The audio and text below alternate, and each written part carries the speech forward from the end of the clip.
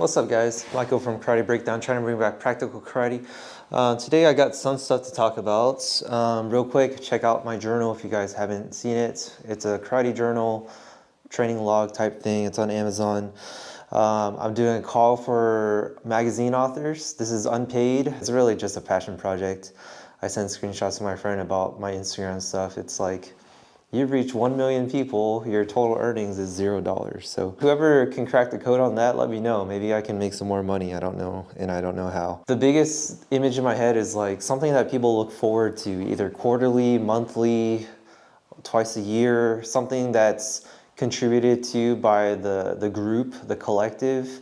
Shout out to the training map that we have on the website. Those are a group of like-minded people that are looking for practical self-defense, practical karate, right? So if you're in this space where you're looking for more content, you don't want to do video and you're a writer, you express yourself better through words, shoot me an email. Of course, it's going to be free. Maybe if we do a limited print version, I'll have it cost like 15 bucks or something, literally the cost of the print.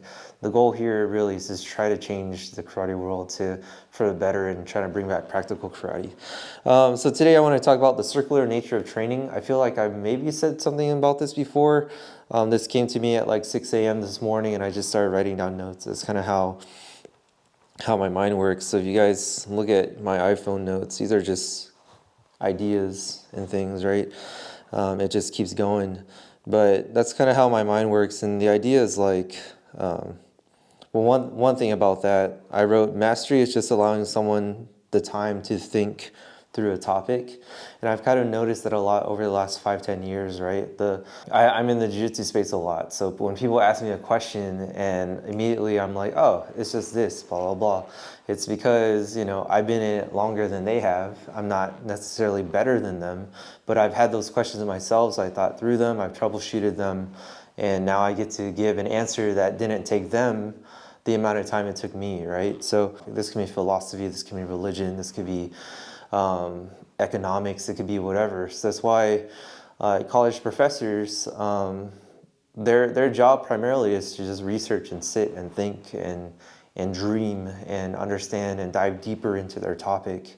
They're not really there to work 9 to 5 on the computer and try to output a lot of these low effort or short window results. They're really about the 3 to 4 years, the 2 to 3 years to write a paper, to do experiments, to really understand their discipline.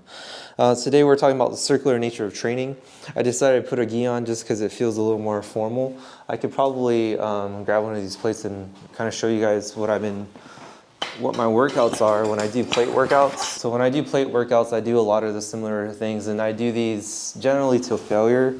And I do that just because it's quick, it's easy, it's practical, it feels like I'm doing something, and I'm definitely getting some type of tensile strength worth out of it. But I was thinking about training, right? And how everything's kind of circular. I think about like a video game, the skill tree.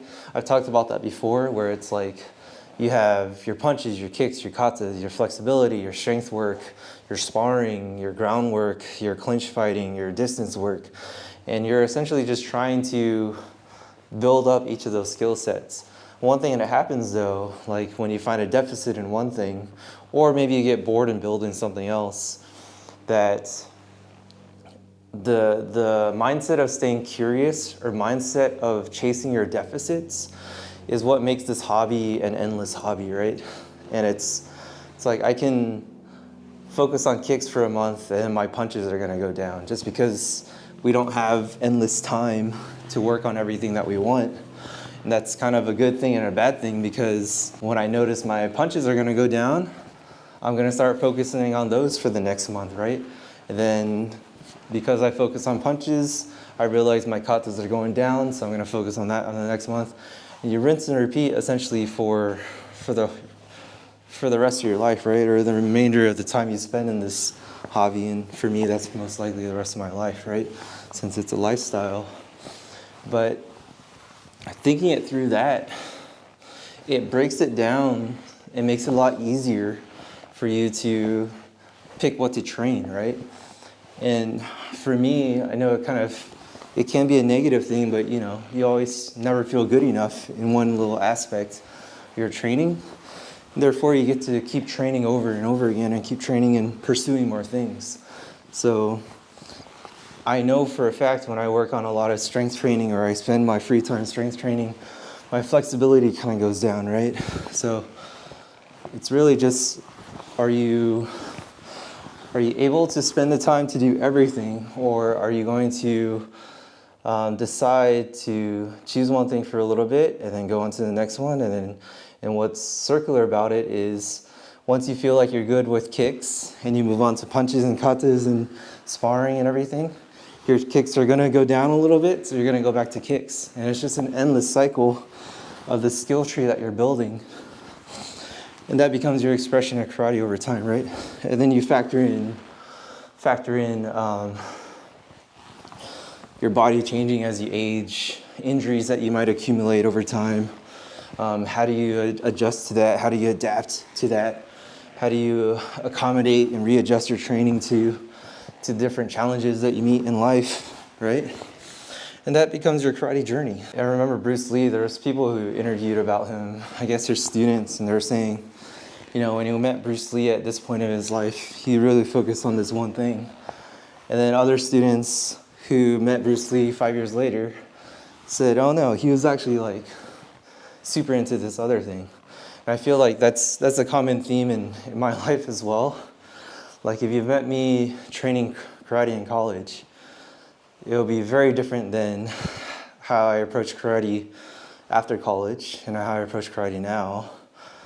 And it's not like one's better than the other.